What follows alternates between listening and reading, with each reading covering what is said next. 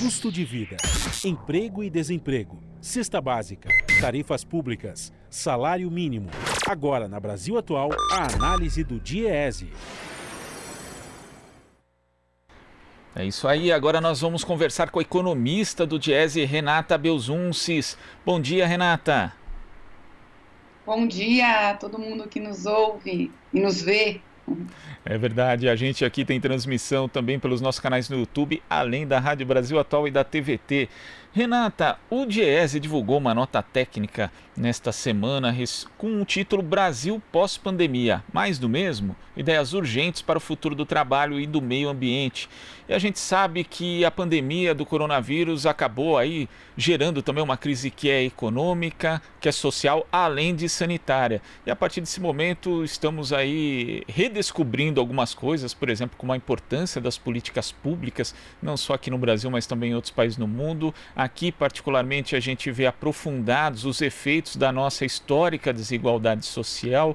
Quer dizer, que tipo de proposta, que tipo de pós-mundo a gente pode pensar a partir aí dessa pandemia, Renata? Então vamos lá. Vamos começar um pouco aí discutir esse trabalho que nós lançamos na data de anteontem, no dia 4. Hoje é o Dia Internacional do Meio Ambiente. Essa nota está dialogando também com o Dia Internacional do Meio Ambiente.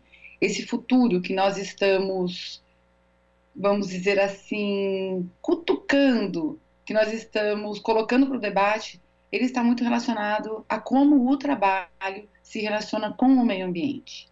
Quais as oportunidades e as possibilidades que o mundo do trabalho tem diante de uma emergência climática. É sobre isso que nós estamos falando. Com certeza, a crise do coronavírus ela é uma crise que, como se tem dito, ela acelerou demais o mundo e as possibilidades de mundo que estavam colocadas.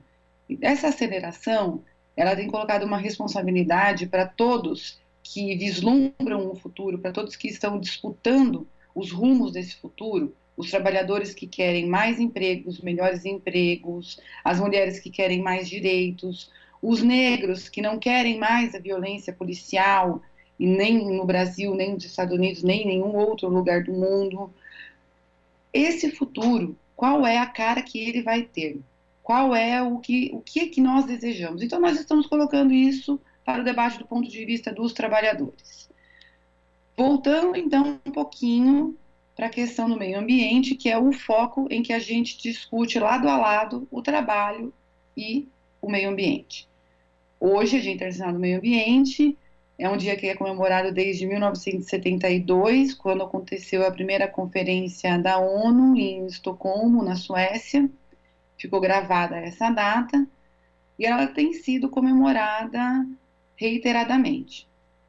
A questão ambiental, para nós aqui do Brasil, sobretudo para os trabalhadores, para os pobres, para o setor que está na informalidade, ela nunca foi uma questão fácil de ser digerida, porque sempre foi colocado, por muitos anos, que só os ricos têm condições de se preocuparem com o meio ambiente, porque os ricos, eles já satisfizeram necessidades mínimas, como já tem moradia, já tem alimentação, já tem acesso à saúde, e nós éramos pobres demais para pensar em meio ambiente, e sobretudo ainda para tentar fazer uma disputa de rumos com a questão ambiental.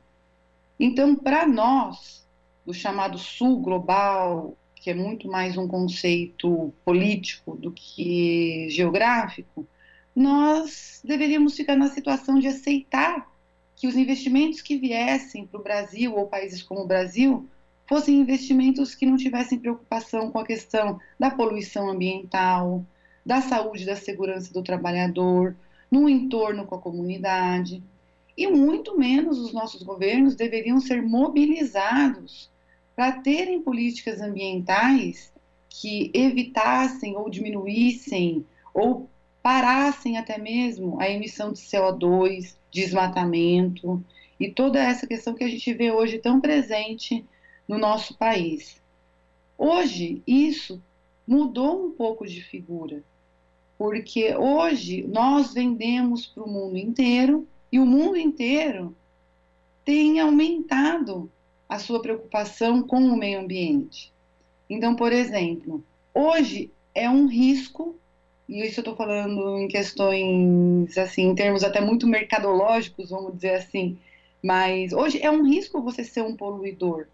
A gente tem, por exemplo, em vigência hoje no mundo o chamado Acordo da Soja, que é um acordo, um protocolo que é informal, o governo não participa, para você ter uma ideia como ele é interessante, o governo não participa, é um acordo que visa com que os produtos, a soja exportada do Brasil, ela seja uma soja que não seja fruto de áreas desmatadas. Então, as pessoas fora do país querem ter a certeza que elas não estão contribuindo para o desmatamento. O mesmo, essa mesma consciência, ela vai crescendo para outros produtos. Quem é esse consumidor? É o mesmo consumidor que muitas vezes não vai ou vai prestar atenção e não vai querer consumir um produto que seja fruto da poluição de rios, ou um produto que seja fruto de uma relação de trabalho que coloque a saúde do trabalhador em grande risco. Essa questão, ela está colocada, ela não é uma questão do futuro, ela é uma questão de hoje, hoje. Tanto é que o Brasil é muito conhecido pela Amazônia, hoje você vê pressões contra o desmatamento que vêm dos países ricos em que os consumidores não querem mais a carne brasileira se ela é uma carne que avança ilegalmente sobre a floresta. Ela é uma carne cujo pasto é fruto de um desmatamento ilegal, como é a maior parte do desmatamento. E os trabalhadores, que é o nosso foco? Como os trabalhadores entram nisso? Os trabalhadores sempre foram muito ameaçados. Olha, essa questão ambiental, ela é muito legal, mas se vocês entrarem nisso, se vocês começarem a fazer muitas exigências a esse respeito, é preciso que vocês saibam que os empregos aqui deixarão de existir, porque a gente não consegue produzir aqui com a mesma condição que a gente produz no chamado primeiro mundo ou no norte global. E aí, vocês impondo para nós as mesmas condições que nós temos em outros locais, nós vamos embora. E a gente tem visto que não é assim que tem funcionado, porque o próprio mercado consumidor ele está fazendo uma exigência sobre a produção independente de onde ela venha.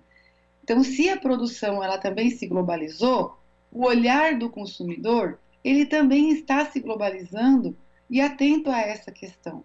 Existem várias maneiras da gente tratar esse tema.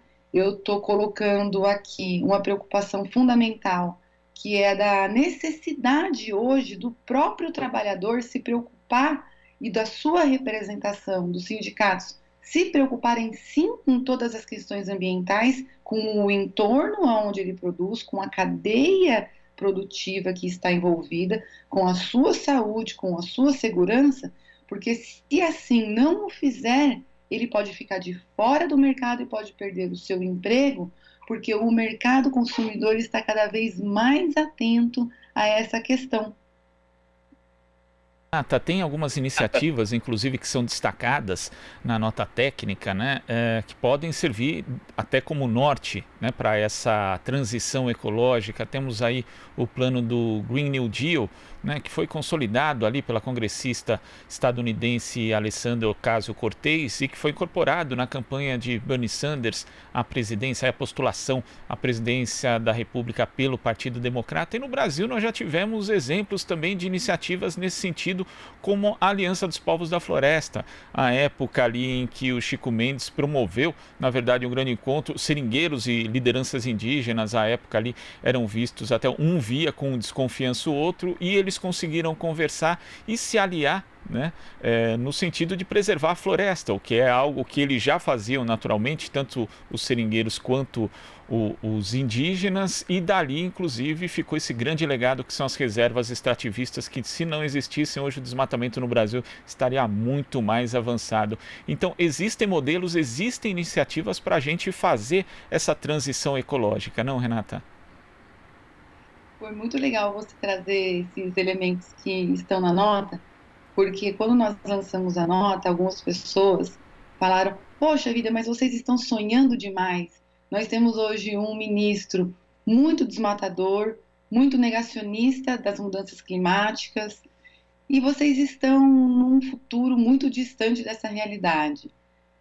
É preciso também dizer que nós somos o mesmo país que produziu uma das maiores lideranças ambientais do mundo, reconhecida ainda hoje, muito mais inclusive fora do país do que dentro do país, que é o Chico Mendes.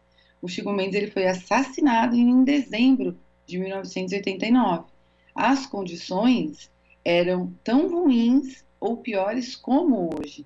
E naquele momento houve toda uma criatividade de construir uma luta que realmente fez essa aliança entre povos da floresta, sindicatos, comunidade internacional, sobretudo permeada pelos ambientalistas, e houve a criatividade de construir as reservas extrativistas. Hoje nós estamos trabalhando muito com o conceito e a ideia de uma transição justa, que é uma ideia de você remanejar aqueles setores econômicos e os trabalhadores, obviamente, que estão neles, para outras atividades, se comprovadamente esses setores, eles são setores que passam a ser indesejáveis com vistas à produção de um meio ambiente e de um futuro, porque hoje nós não estamos mais falando de um futuro distante. Hoje a emergência climática, ela é um momento em que ou mudamos hoje, ou nós estamos de fato comprometendo o futuro. Ela é uma coisa difícil da gente, ela não é tão palpável, porque o resultado que você tem a partir da mudança nesse minuto, você só vai ver daqui a alguns anos, mas ela é muito necessária justamente por isso. Nós estamos comprometendo sim o futuro da próxima geração, não é dos bisnetos, já é da próxima geração. Esse momento, então, ele é um momento ideal para que a gente pense essa transição justa. É um momento em que o mundo teve que parar por conta da pandemia e um mundo que nunca poderia parar, né? Os negócios nunca podem parar, mas parou e está parando. E nesse momento em que o paulistano conseguiu ver o céu, isso foi um fenômeno muito engraçado da gente observar, os paulistanos se reunindo em alguns parques, não devendo se aglomerar, mas não resistindo a fazer essa aglomeração para ver o pôr do sol e ver a Marginal Tietê, a Marginal Pinheiros vazia, e ver o quanto que isso imediatamente refletiu na qualidade que ele tinha do ar e na qualidade que ele tinha de se relacionar com o entorno, com o céu, isso ficou visível, ficou patente. E como a gente vai precisar fazer um grande movimento para uma reconstrução econômica, que é, na verdade, o New Deal, né? O que foi o New Deal, que a gente faz um resgate na nota?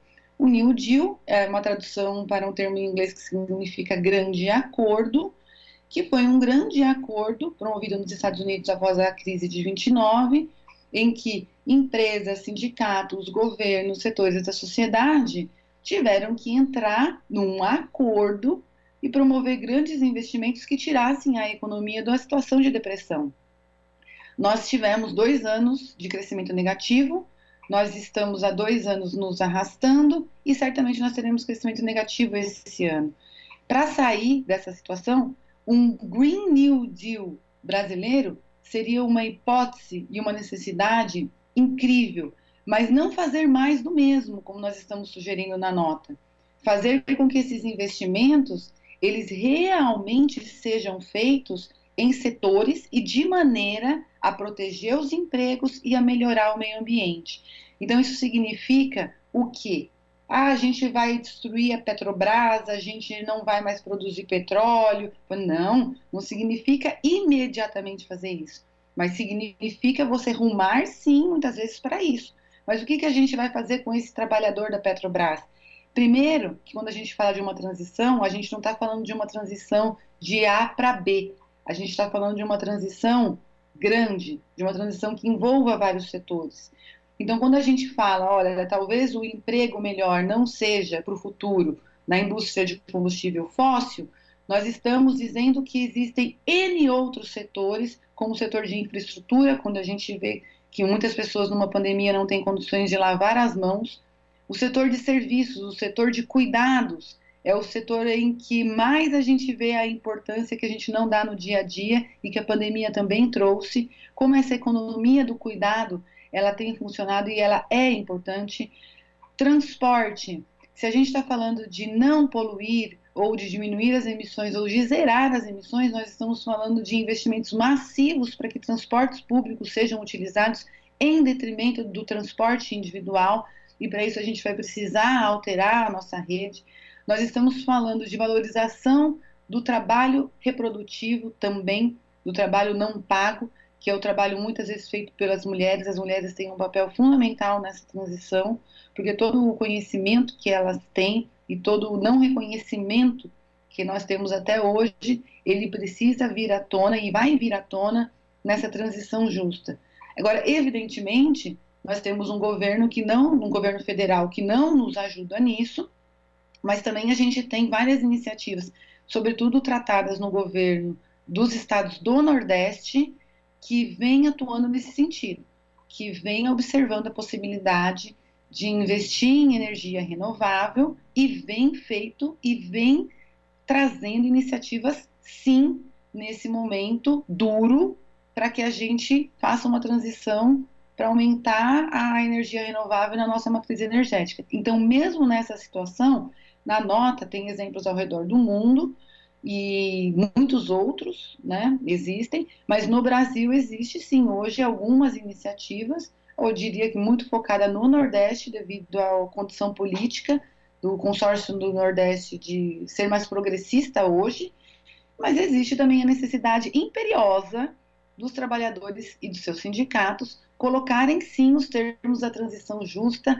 na negociação coletiva, porque isso sim hoje é defender empregos, porque os empregos poluentes, os empregos ruins, eles serão mal vistos e esses sim deixarão de existir. Então nós temos que lutar por mais e melhores empregos já. O risco é não haver emprego nenhum no futuro. Renata, é isso mesmo. A gente tem que atentar muito a essa temática. A gente vê, inclusive, já petroleiros se mobilizando aí para justamente deixar de lado, minimizar essa questão do combustível fóssil. Mas a gente volta a conversar sobre isso, que é um tema importante demais, Renata. De momento, queria agradecer sua participação aqui no Jornal Brasil Atual e até a próxima. Até a próxima, muito obrigada. A gente que agradece. Conversamos aqui com a economista do DIEESE, Renata Belzuncis. Você está ouvindo Jornal Brasil Atual. As notícias que os outros não dão.